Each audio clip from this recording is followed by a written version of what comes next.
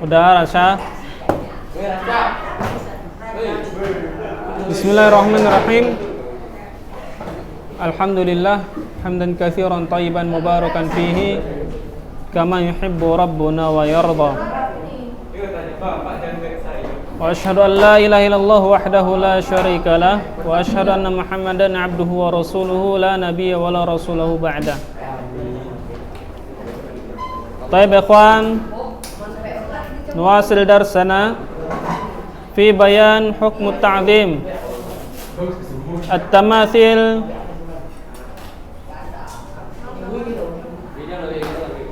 wa nasabut tadkariyah. Di dalam keterangan hukum mengagungkan berhala-berhala. At-tamathil bermakna berhala.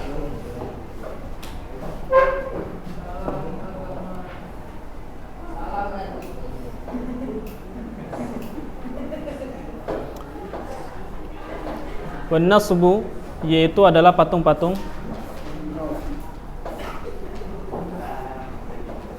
At-tadkariyah yaitu sebagai peringatan-peringatan.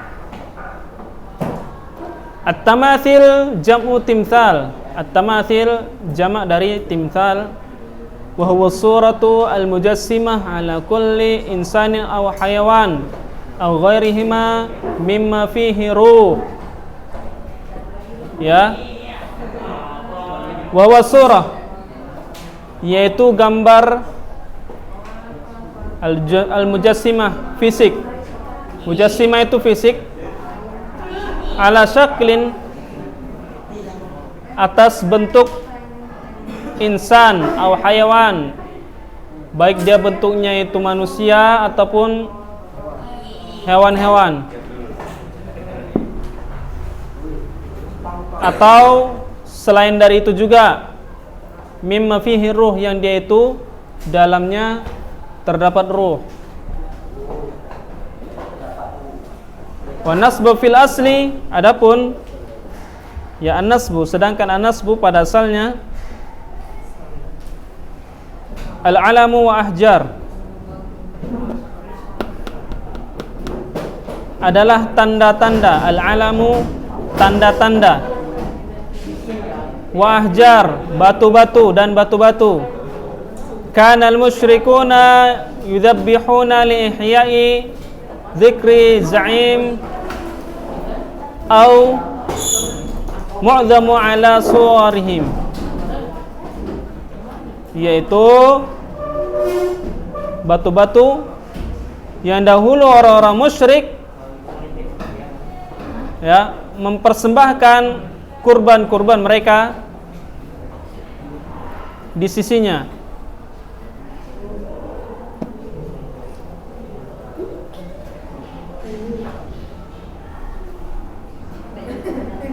Sebagai peringatan dan pengagungan terhadap gambar-gambar itu tadi. Jadi sekilas ikhwan, patung-patung adalah bagian dari berhala. Tapi berhala bukan cuma patung doang. Yang harus antum pahami ya. Seperti hewan-hewan itu berhala, tapi bukan patung sifatnya. Kemudian matahari, bintang, bulan itu berhala-berhala. Ya, segala bentuk makhluk hidup ya, itu orang-orang musyrik menjadikan berhala-berhala. Ya, kalau dia patung, maka dia itu termasuk taksis ataupun pengkhususan. Ya, patung itu termasuk dari bagian berhala. Surah pun juga termasuk bagian dari berhala. Ya, gambar. Ya, harus antum pahami. Jadi misalkan nanti ada soal mal farqu baina at-tamathil ya wa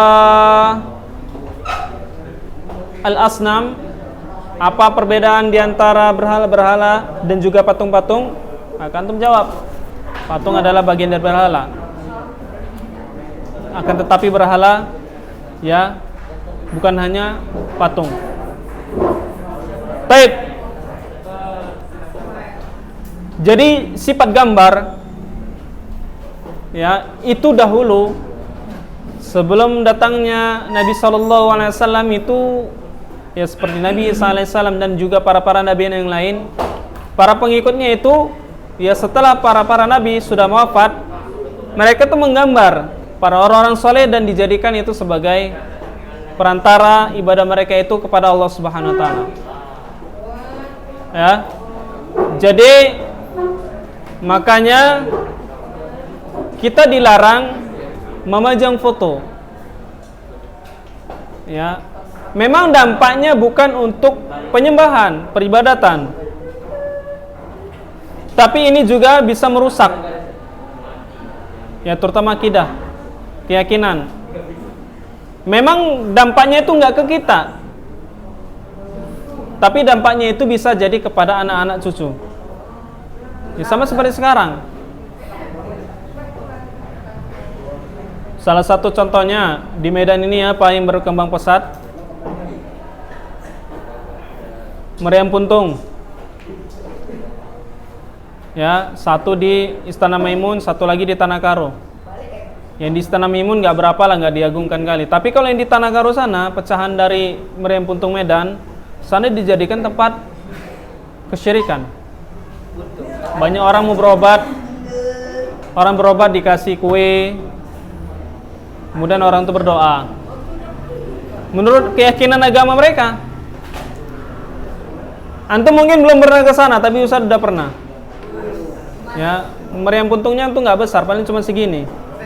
Pecahannya itu segini tuh yang di Tanah Karo. Kecil kali.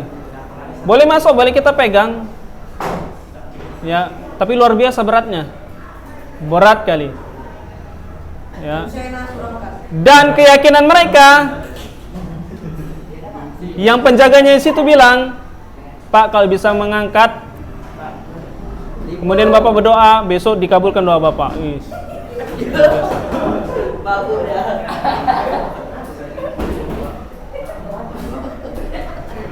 Kemudian Ustaz angkat, memang berat, tapi masih bisa Ustaz angkat. Angkat memang berat, kalau untuk angkat sampai ke atas kayaknya nggak sanggup. Cuman angkat cuman segini, habis itu Ustaz turunkan. Nanya penjaganya, Bapak doa apa? Ya, Ustaz bilang, Pak, kayaknya meriam ini kalah sama saya, Pak. Iya.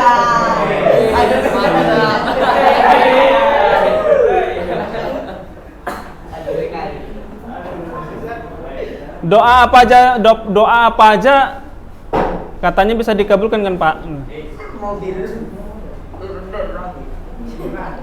Saya bilang, ya doa apa Bapak? Ya rahasia lah Pak, nggak boleh lah. Pak Ustaz nggak ada doa. Niat Ustaz ini kalau dibuang nih kayak mana lah ini? Pasti orang kecarian. Ya sejarahnya yang katanya cuman itu namanya dongeng ya, namanya meriam puntung yang zaman Belanda itu kan zaman Belanda itu. Kita nggak tahu pecahnya kenapa kan. Yang jelasnya kalau sejarah mengatakan pecahnya itu karena panas. Memang kalau meriam itu udah panas, dalam artian meriamnya itu nggak bisa keluar, yang meledaknya di dalam. Itu kan kalau dari secara akal kita. Tapi kalau secara dongeng katanya yang adanya Putri Hijau ada punya naga katanya. Ya karena dia suka sama orang, nggak taunya dia nggak bisa apa namanya, hasratnya itu terpendam. Jadi meriamnya ini pecah. Nah pertanyaannya itu hubungannya Putri Hijau sama meriam ini apa kok bisa pecah? Kan nggak nyambung. Ya. Pecah, yang dapat segini, yang segini itu di Istana Maimun. Puntung memang, yang atasannya itu di Tanah Karo, yang bawahannya entah kemana. Itulah masih dicari katanya. Yang nyari siapa? Naganya yang nyari lah. Aduh, luar biasa.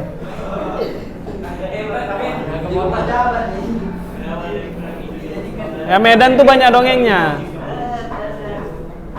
Nah, yang jadi tanda tanya Ustaz, hubungan Putri Jo sama Meriam Puntung itu apa? Meriam Puntung itu sama Sultan Delhi hubungannya apa? Nah, di situ Sultan Delhi kan Istana Maimun. Ya, Meriam itu nggak ada hubungannya sebenarnya sama Sultan Delhi. Sultan Delhi itu kan memang udah kerajaan. Sebelum Sultan Delhi itu kan udah lama. Nah, sementara Meriam Puntung itu di zaman Belanda.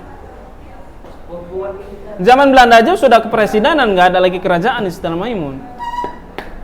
Dalam artian apa? Sultan Delhi kan belum punya Meriam Puntung, kan seperti itu. Begitu Indonesia ini dijajah, Medan ini dijajah, baru ada Meriam itu tadi.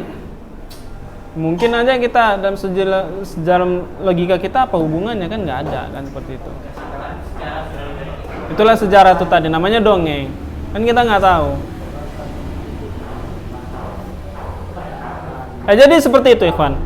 Ya, apapun sifatnya, ya kita mengagungkan seseorang itu nggak boleh berlebihan. Ya, apalagi yang namanya thalabul barokah. Ada apa namanya? Ada lembu lagi berak, dia ditampung, terus disok-sok ke mukanya. Itu thalabul barokah, mengambil keberkahan, ini nggak boleh. Hah? Baik. Lanjut ya, paragraf kedua. Walaqad hadzara Nabi sallallahu alaihi wasallam min taswir dzatal arwah. Nabi sallallahu alaihi wasallam melarang keras ya tentang taswir, melukis. Yang bentuknya itu adalah ruh. Ya, belum lah Ustaz siap cerita. Ya. Sifatnya makhluk hidup yang itu bentuknya jasad ataupun fisik. Jadi yang ada antum hobinya melukis, jangan melukis orang lah.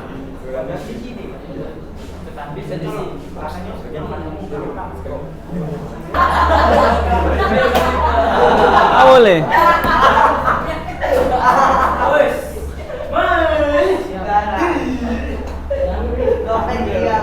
Jangan. Hobinya melukis. Oh iya, Ustaz yang bulat-bulatnya itu nggak tahan, Ustaz. Jangan dilukis, nggak usah.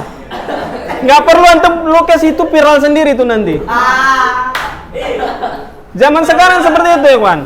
Yang buat terkenal itu apa? Yang buat terkenal itu aurat. Jadi nggak asing lagi. Nggak usah pun antum simpan itu udah lewat sendiri itu. Nanti antum buka iklan Shopee. Yang datang nanti apa iklannya? Yang joget-joget lah, yang tak apalah. Ya, semuanya. Buka YouTube iklannya yang lain. Semuanya. Itulah fitnah. Sekarang itu zaman dunia itu majunya teknologi, maju juga kemaksiatan. Ya, untuk orang beragama Islam. Makanya bahaya. Bukannya agama itu melarang, boleh silakan untuk dengar kajian. Awalnya Masya Allah, kajian Ustaz Syafiq ini. Tapi lewat iklannya, ini siapa ya? Penasaran, cari di share di Google, oh ini hot rupanya. Ya. Hot and cream jadinya. Nggak boleh. Jadi menggambar itu nggak boleh. Menggambar, melukis yang sifatnya bernyawa, yang itu bentuknya fisik, jangan. Kalau antum gambar pemandangan, silakan, nggak apa-apa. Foto yang nggak boleh. Boleh, karena kan dicetak foto. Tunggu dulu ya Ustaz, penjelasannya belum Ustaz jelaskan semuanya ini ya. Wala siyama taswir al-mu'azzamin minal bashar. Dan juga nggak boleh memfoto untuk sebagai peringatan kepada manusia. Ya, foto sipulan peringatan sebagai pengagungan, nggak boleh. Montem foto Ustaz Robi sebagai peringatan ulunuhan, jangan. Nggak boleh. Dipajang foto Ustaz Robi, nggak usah. Kalau ulama sama seperti contohnya itu para ulama, para orang-orang alim, jangan antum foto. Iya kan ya? Antum foto seseorang tanpa izin dia itu nggak boleh, haram hukumnya. Moto Syirasa misalkan harus izin dia dulu. Ya. Tapi yang istilahnya yang tertutup aurat ya. Foto dia sama dia, ya nggak apa-apa. Ya. Foto sama orang tua, silakan. Tapi jangan dipajang. Foto sama yang bukan mahramnya nggak usah. Jadi fitnah nanti jadinya. Ya. Wal muluk seperti raja itu nggak boleh. Wal ubad, wal qadah, war ru'asa, para pemimpin, gubernur kah dia, wali kota kah dia, jangan antum foto-foto, nggak usah. Nggak usah dipoto pun muncul sendiri nanti dia di HP. Ya. Saungkan ala at-taswir antaiki rusmus surah ala wihati aw waraqatin aw jidarin aw thawbin. Sama seperti antum juga dilarang memfoto untuk foto peresmian seperti di spanduk, ya, lauhah, ya lauhah itu spanduk, awaraqatin atau selembaran, nggak boleh. Sembilan kertas antum pajang ini nggak boleh. Ataupun ditaruh di dinding-dinding nggak boleh. Ataupun taruh di sablon pakaian ini nggak boleh. Ya, foto gambar tapi di di baju, jangan. Gambar-gambar makhluk hidup di baju nggak usah. Makanya kita termasuk dilarang oleh Nabi SAW memakai pakaian yang berwarna ada gambar apapun. Ya, ketika ibadah gambar apapun nggak usah. Kalau polos sekalian. Terkadang pun batik itu gambarnya makhluk hidup loh. Ya, gambar ikan, gambar burung. Ya, burung terbang ya, bukan burung yang nggak terbang. Ya. Itu memang seperti itu. Itu namanya adat Jawa kan seperti itu. Melukis pertama dari burung kan ada sayapnya banyak gitu. Itu jangan pakai baju batik. Bukannya nggak boleh. Kalau untuk ibadah lebih bagus nggak usah. Yang mengganggu itu bukan diri pribadi yang pakai baju, tapi orang lain. Ya. Mana kalau dia pakai baju atau salah tempel dipakai tapi tutupkan matanya. Tutup matanya. Yang salah pakai alat lah. Kalau untuk ibadah lebih bagus polos, ya kan ya. Paling walaupun itu enggak sampai ke tingkat keharaman, paling enggak itu adalah subhat. Dia bisa menjerumus kepada keharaman, mengganggu orang sholat. Sama seperti merek sarung sekarang itu rata-rata orang taruhnya di belakang. Tak kenapa? Wadimor lah, gajah duduk, gajah bengkak. Ya, yang Samarinda itu mengganggu pandangan orang. Nggak usah. Bukannya nggak boleh ya. Cuman lebih afdolnya mereknya itu disimpan lah. Ya mentang-mentang Wadimor yang sekelas sarung pejabat ataupun gajah duduk, ya pamer dia sarung malang, nggak usah. Ya mengganggu pemandangan. Kalau untuk ibadah lebih bagus nggak usah. Ya. Pakai celana, pakai gamis saja pun insya Allah sahnya itu sholatnya.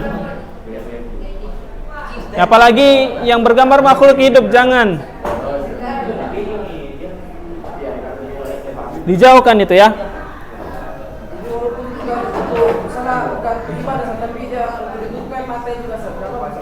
Ditutup mata.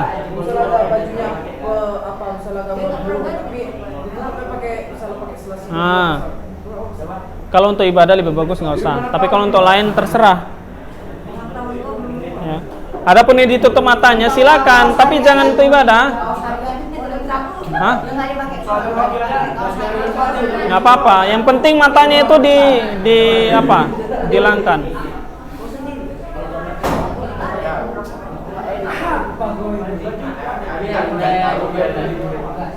Baik, kita lanjut ya.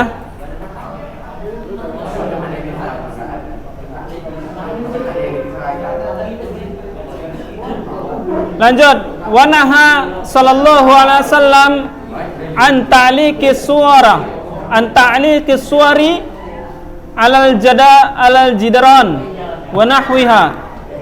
Dan juga Nabi sallallahu alaihi wasallam melarang ya ta'liqis suwari, memajang foto di dinding-dinding.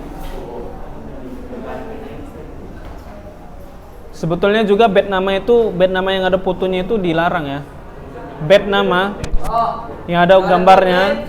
Ya, kalau bed nama udah nama aja lah. Ya. Nama aja. Baik.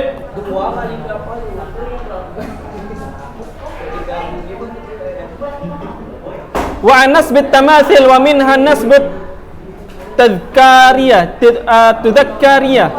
Ya. Dan di dalam ya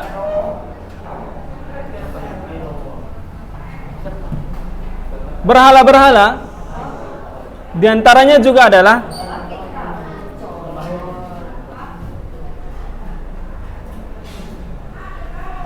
memperingati para patung-patung. Lianna dzalika wasilatun ila syirki, karena itu juga termasuk wasilah di dalam kesyirikan.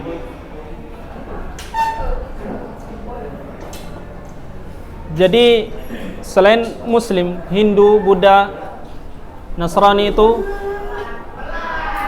hari raya mereka banyak untuk memperingati dewa fulan. Ya. Dan juga sebagai kita umat kaum muslimin, perhatikan ikhwan, kita juga dilarang, perhatikan, kita juga dilarang memperingati hari kematian orang lain. Nggak boleh. Memperingati kematian Nabi SAW itu nggak boleh. Ya, maulid Nabi pun nggak boleh, haram hukumnya nggak boleh. Isra Mi'raj pun juga. Makanya Nabi SAW melarang hari raya selain hari raya 2 hari, yaitu Idul Fitri sama Idul Adha. Ini aja yang dianjurkan oleh Nabi SAW. Idul Fitri, Idul Adha, kemudian perayaan hari Jumat boleh. Perayaan-perayaan yang lain yang sifatnya memperingati itu nggak boleh. Ulang tahun diulangi nggak boleh. Hari Valentine ala semuanya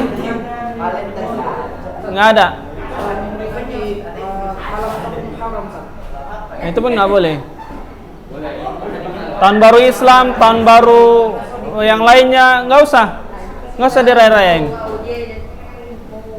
Ya itu nggak ada faedahnya. Kenapa? Kata Nabi SAW itu juga menjerumuskan di dalam kesyirikan. Heran nggak? Misalkan orang merayakan Maulid Nabi Isra Mi'raj di masjid, raminya tampun, tapi sholat isya nggak ada orangnya. Sholat subuh pun nggak ada orangnya. Ya ini nggak boleh.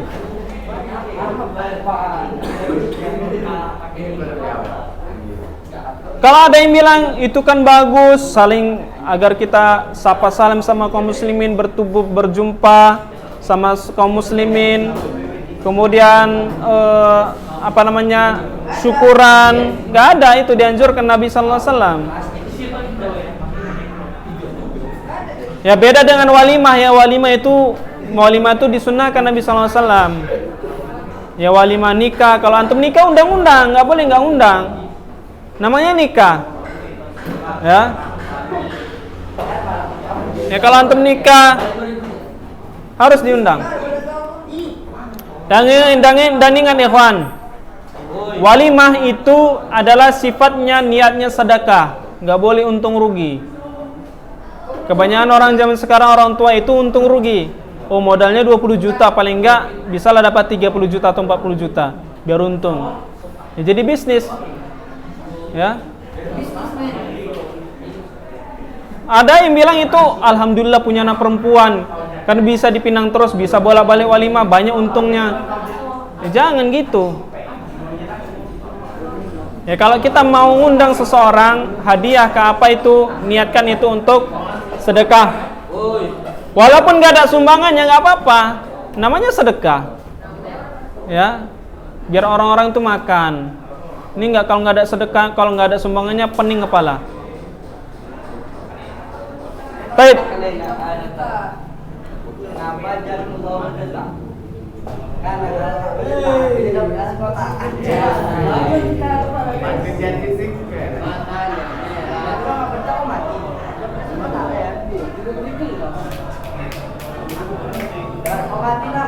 Baik, lanjut ya kawan. Fain awwalu syirk hadatsa fil ardi kana bisababi taswir wa nisbus surah. Maka terjadinya pertamanya kesyirikan yang terjadi di muka bumi ini adalah sebab dari gambar ataupun taswir, melukis. Ya, dan juga memperingati gambar itu tadi. Seperti Nabi Nuh alaihissalam. Di zaman Nabi Nuh alaihissalam, kaumnya Nabi Nuh alaihissalam itu adalah termasuk orang-orang yang paling berbuat kesyirikan, mengagungkan para berhala, ya, dari gambar-gambar orang saleh.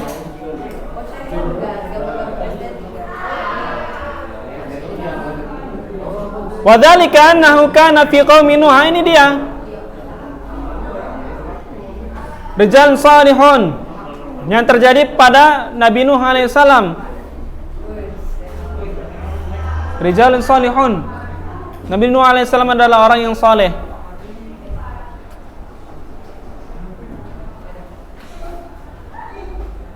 Falamma matu hazana alaihim qaumihim.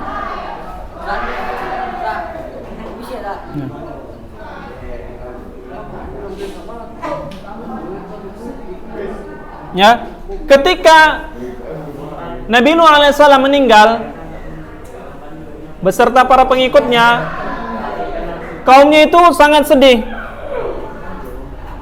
Ya, hazana itu sedih.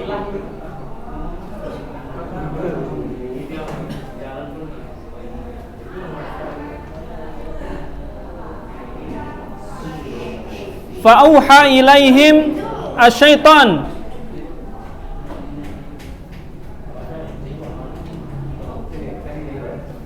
an insabu ila majalisihim allati kanu yajlisuna fiha ansaban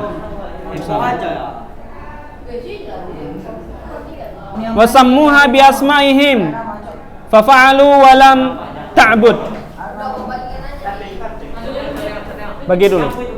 Sabar lah woi, biar kali.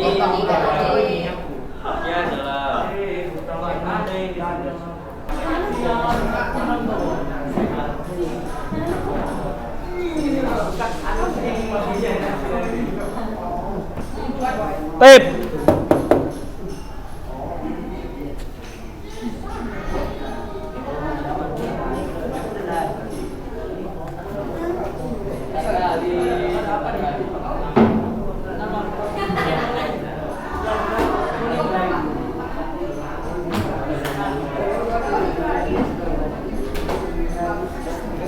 Baik, ikhwan. Jadi Ustaz Arab, ya, ini kan perhatikan ikhwan. Ini kan misalkan nanti ada soal, ya, ujian semester, kemungkinan nanti bulan 12 kalau nggak salah ya. Nah itu harus antum ingat makna at-tamathil. Ya, makna at-tamathil harus antum ingat.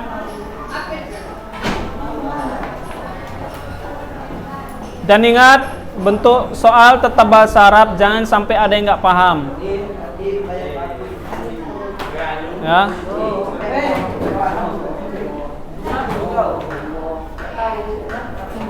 Baik ya kawan. Ya, kemudian tanggal berapa antum udah mulai masuk semua? November tanggal 1 berarti hari Senin pas kan? Hari Senin. Antum berapa orang semuanya? 29? Hah? 30 pas? 29 ya?